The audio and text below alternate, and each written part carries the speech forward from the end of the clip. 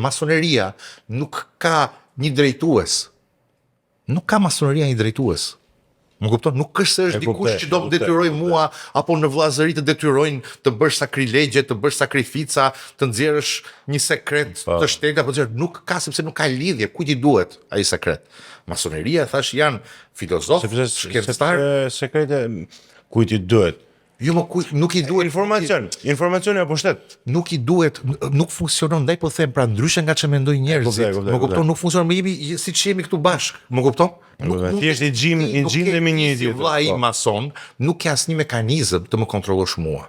Nuk ka asnjë mekanizëm ti të më nxjerrësh mua diçka që unë s'dua ta them. Dhe që s'kam se ta them, dhe që s'lidhet gjë me ty. Edhe këtu populli fillojnë dela teoria. Nuk është se ke njëri mbi vete ti mbi kokë, apo një grup mbi kokë, apo si ke filmi Ice Well Shot që të dalë ata me thotë, ato janë, do të them pra, a ka organizata të tilla në botë?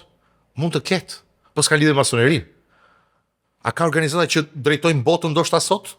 13 familje, 300 komitete etj, mund të ekzistojnë, po s'ka lidhje me masonerinë, dhe unë për një gjë që unë nuk e di. Atë që masoneria është diçka tjetër, nuk e di më. Po, kupton?